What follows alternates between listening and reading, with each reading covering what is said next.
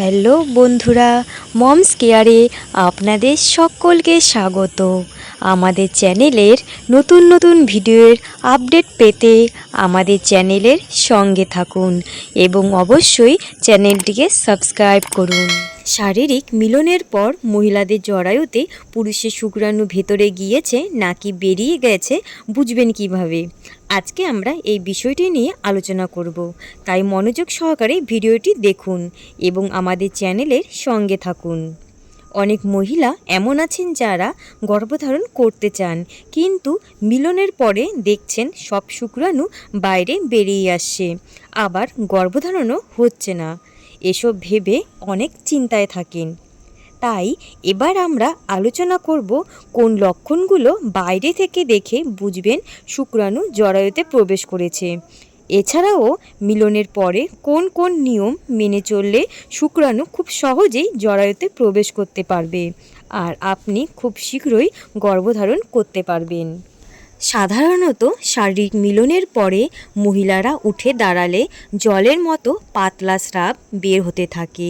এটি হলো পুরুষের শুক্রাণু। একজন পুরুষের বীর্যে লক্ষ লক্ষ শুক্রাণু থাকে, যেটা কিনা মিলনের পরে বেশিরভাগই জরায়ুর ভেতরে চলে যায়। আর কিছুটা শুক্রাণু জলের আকারে মহিলাদের ভেজায় না দিয়ে পাতলা স্রাবের আকারে বাইরে বেরিয়ে যায়। শারীরিক মিলনের পুরুষের বীর্যে থাকা লক্ষ লক্ষ শুক্রাণুর মধ্যে একটি মাত্র শুক্রাণুই মহিলার ডিম্বাণুকে নিষিক্ত করতে পারে এবং গর্ভধারণ করে। আর বাকি শুক্রাণু মিলনের পরের দিন দেখবেন স্রাবের আকারে বাইরে বেরিয়ে যাবে। এই লক্ষণগুলো দেখে বুঝবেন শুক্রাণু আপনার জরায়ুতে প্রবেশ করেছে। এছাড়াও অনেক মহিলা চিন্তায় থাকেন যে জরায়ুতে পৌঁছালেও তাদের গর্ভধারণ হবে কি না।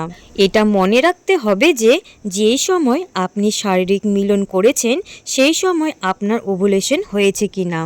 আর যদি মিলনের 3-4 দিন পরও ওভুলেশন হয় তবেও গর্ভধারণ সম্ভব, কারণ পুরুষের শুক্রাণু মহিলার শরীরে 4 থেকে 5 দিন পর্যন্ত জীবিত অবস্থায় থাকে। আর এই সময় যদি নারীর ডিম্বাশয় থেকে একটি ডিম্বাণু বের হয় এবং পুরুষের শুক্রাণু দিয়ে ওই ডিম্বাণু মিলিত হয় তবেই গর্ভধারণ হবে।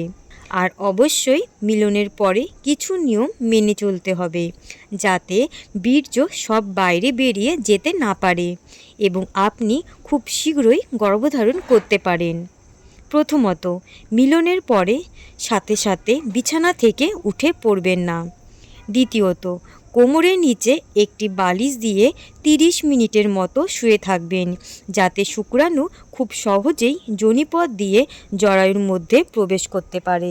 তৃতীয়ত, 20 মিনিট সোজা হয়ে শুয়ে থাকার পর যে কোনো এক কাঁধে আরও 10 মিনিট শুয়ে থাকবেন, কারণ শুক্রাণু প্রথমে ঘন থাকলেও পরে পাতলা তরলে পরিণত হয়। এই নিয়মগুলো মেনে চললে আপনি খুব দ্রুত গর্ভধারণ করতে পারবেন। আজকের মতো ভিডিওটি এই পর্যন্তই। ভিডিওটি ভালো লাগলে অবশ্যই চ্যানেলটিকে সাবস্ক্রাইব করে আমাদের পাশে থাকবেন।